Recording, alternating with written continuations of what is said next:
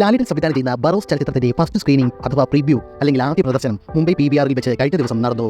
ഇത് സംബന്ധിച്ച വിവരം ഛായാഗ്രഹൻ സന്തോഷ് ശിവനും കലാസംവിധായകൻ സന്തോഷ് രാമൻ തുടങ്ങിയവർ ഫേസ്ബുക്കിലൂടെ പങ്കുവച്ചിരുന്നു. വളരെ പരിമിതമായ അണിയറ പ്രവർത്തകർക്കായി മാത്രമാണ് ഷോ നടത്തിയത് എന്നാണ് ലഭിക്കുന്ന വാർത്ത. മോഹൻലാൽ ഈ ചലച്ചിത്രം അണിയിച്ചൊരുക്കുന്നത് ലോക സിനിമയ്ക്ക് മലയാള സിനിമയുടെ ട്രിബ്യൂട്ട് എന്ന രീതിയിലാണ്. ലോക സിനിമയിൽ തന്നെ മികച്ച ഛായാഗ്രാഹകനായ സന്തോഷ് ശിവന്റെ ആദ്യ 3D ചലച്ചിത്രമാണ് ബറോ. 3 3D ക്യാമറ വെച്ച് ഒരു ദൃശ്യം 3 വ്യത്യസ്ത ആംഗിളിൽ ഷൂട്ട് ചെയ്ത് 3 ദൃശ്യങ്ങളെ സംയോജിപ്പിച്ച് ഒരൊറ്റ 3D ഔട്ട്പുട്ടായി ദൃശ്യങ്ങളെ എടുത്തുമാറ്റുന്ന സാങ്കേതിക വിദ്യയാണ് ചിത്രത്തിലേത്. ഒരുപക്ഷേ ലോക സിനിമയിൽ തന്നെ ആദ്യമായായിരിക്കും ഈ സാങ്കേതിക വിദ്യ ഒരു ചലച്ചിത്രത്തിന് വേണ്ടി ഉപയോഗിക്കുന്നത്. മോഹൻലാലുമായി വർക്ക് ചെയ്ത എല്ലാ ചലച്ചിത്രങ്ങൾക്കും ദേശീയ അന്തർദേശീയ ബഹുമതികളാണ് സന്തോഷ് ശിവന് ലഭിച്ചിട്ടുള്ളത്. ഈ ചലച്ചിത്രവും അതുപോലെ തന്നെയാകും എന്നതാണ് സന്തോഷ് ശിവന്റെ ഈ സിനിമയിലെ വർക്കുകൾ കണ്ട പലവരും സൂചിപ്പിക്കുന്നത്. കുട്ടികൾക്ക് വേണ്ടിയുള്ള ചലച്ചിത്രമായതിനാൽ അധികം വയലൻസും ബ്ലഡ് ഷെഡ് സീനുകളും ഒന്നും ചലച്ചിത്രത്തിൽ ഉണ്ടാവില്ല എന്ന് മോഹൻലാൽ പറഞ്ഞു.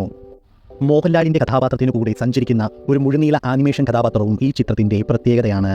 ഹാരി പോട്ടർ എന്ന ചലച്ചിത്രത്തിന്റെ പിന്നിൽ പ്രവർത്തിച്ച അണിയറ പ്രവർത്തകരാണ് ഈ ചലച്ചിത്രത്തിന്റെ ആനിമേഷന് വേണ്ടി വർക്ക് ചെയ്യുന്നത്.